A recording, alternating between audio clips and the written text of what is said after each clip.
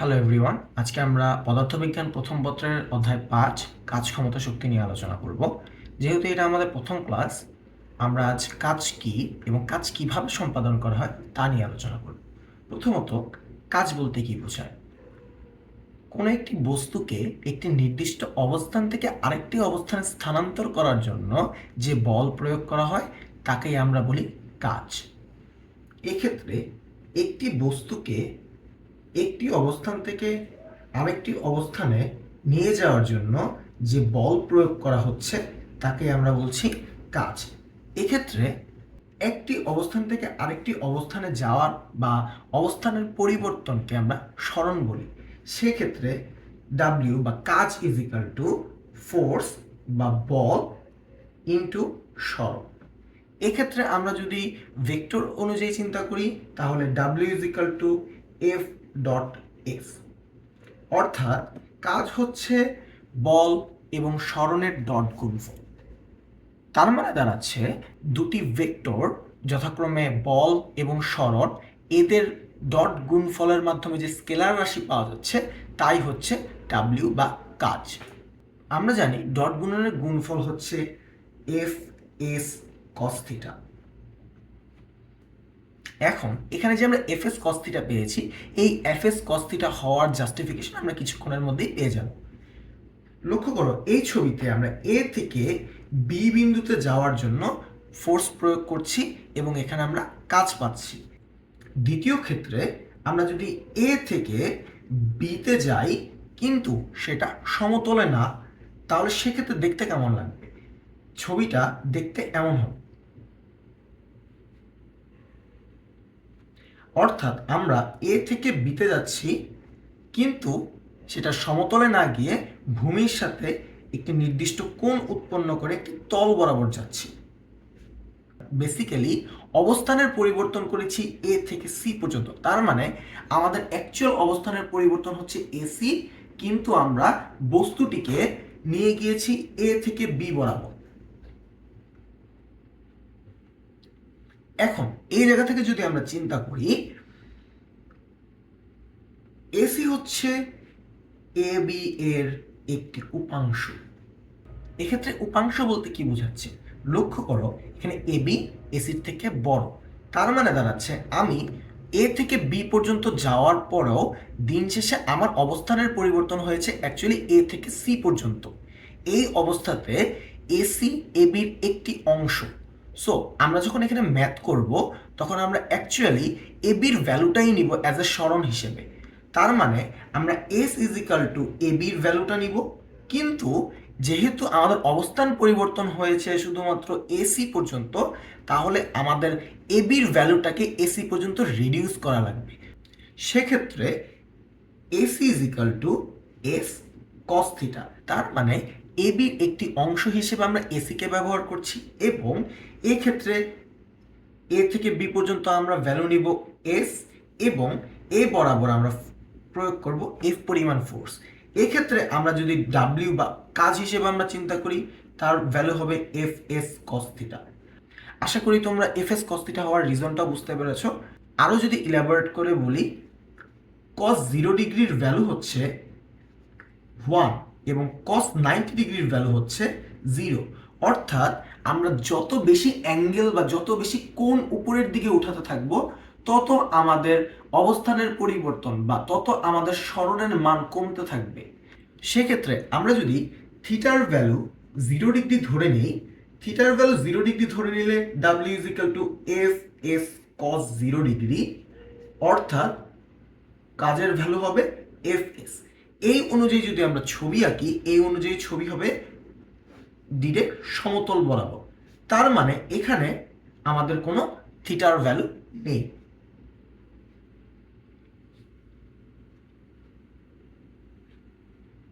On the other side আমরা যদি থিটার ভ্যালু 90 ডিগ্রি ধরি, তাহলে W is equal to F S cos 90 degree,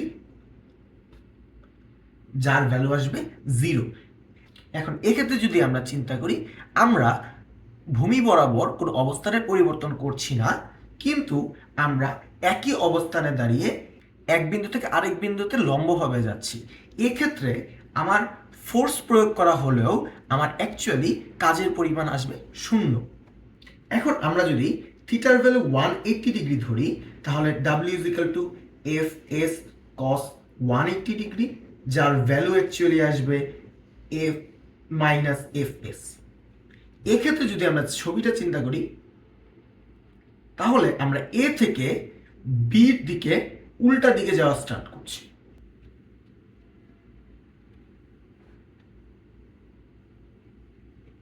তো আশা করি তোমরা বুঝতে পেরেছো থিটা কেন এখানে ইউজ করা হচ্ছে। এখন এই দুটো ছবিতে লক্ষ্য করো, প্রথম ছবিতে এ থেকে বিতে আমরা বস্তুটিকে উপরের দিকে নিয়ে উঠছি, অন দ্য আদার সাইড আমরা দ্বিতীয় ছবিতে এ থেকে বিতে আমরা উপর থেকে বস্তুটিকে নিচের দিকে নামাচ্ছি। এক্ষেত্রে আমরা ধরে নেই আমরা এ থেকে বিতে যাওয়ার জন্য ভূমি থেকে থিটা ডিগ্রি উপরে একটি তলে নিয়ে যাচ্ছি। বিপরীত দিকে আমরা এই ছবিতে যদি চিন্তা করি আমরা লম্ব থেকে আলফা ডিগ্রি কোণে উৎপন্ন একটি তল বরাবর বস্তুটিকে উপর থেকে নিচের দিকে নিয়ে যাচ্ছি।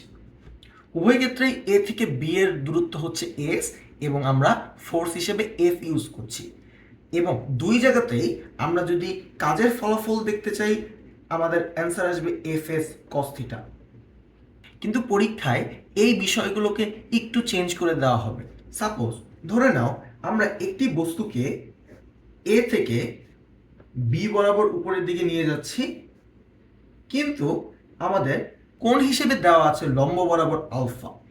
এই অনুযায়ী যদি আমরা ম্যাথ করতে যাই সেক্ষেত্রে W is equal to F S cos alpha দিলে তোমাদের ম্যাথ ভুল যাবে, কারণ আমরা প্রমাণের ক্ষেত্রে যে কোণ নিয়ে পড়াশোনা করেছিলাম অ্যাকচুয়ালি আলফা সেই কোণটি নয়।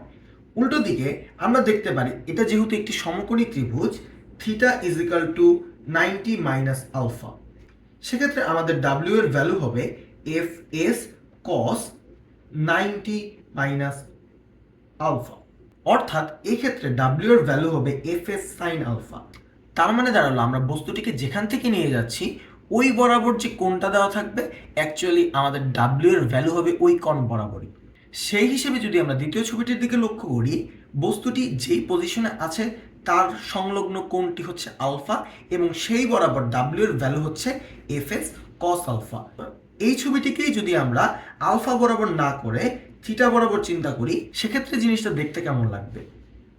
তাহলে যদি আমরা চিন্তা করি আমরা এ থেকে বি পর্যন্ত আমরা বস্তুটিকে নিয়ে আসছি, কিন্তু আমাদের কাছে দেওয়া আছে থিটা, সেই অনুযায়ী আমরা বলতে পারি আলফার ভ্যালু হচ্ছে 90 minus theta.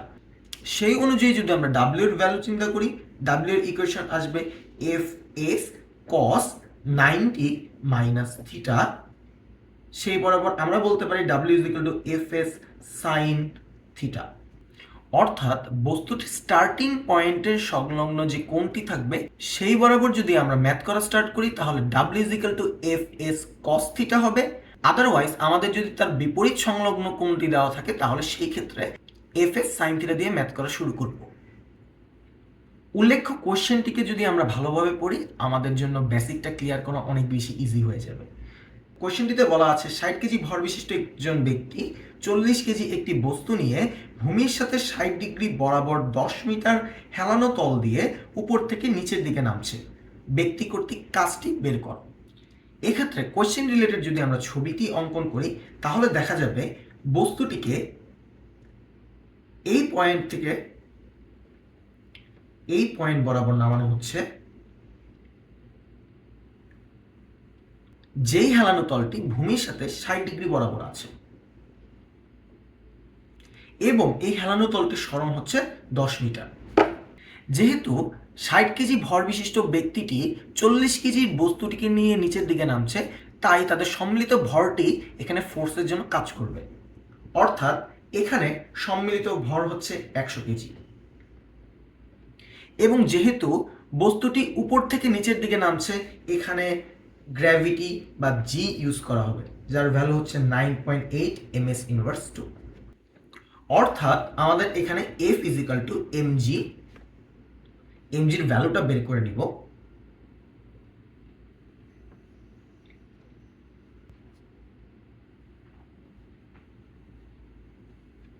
Now here is the important thing, এখানে থিটার ভ্যালু 60 দেওয়া আছে কিন্তু এটা ভূমির সাথে সংলগ্ন, যেখানে আমরা দেখতে পাচ্ছি বস্তুটিকে উপর থেকে নিচের দিকে নামানো হচ্ছে।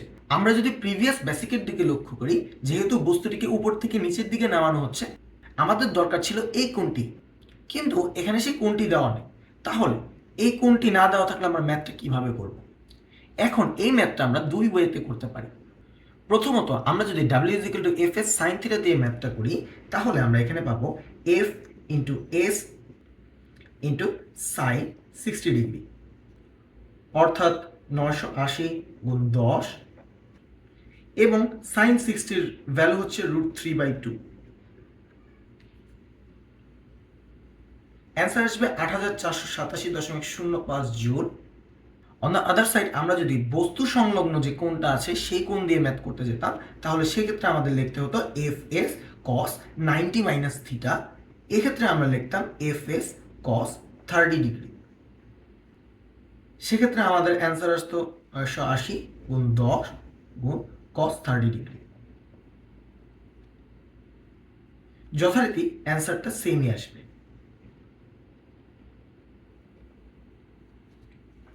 এই ম্যাথের মাধ্যমে আমরা বুঝতে পারলাম কোনো বস্তুকে যদি আমরা হেলানো তল বরাবর উপর থেকে নিচে বা নিচ থেকে উপরের দিকে নিয়ে যেতে চাই, তখন ম্যাথটাকে কিভাবে করতে হবে।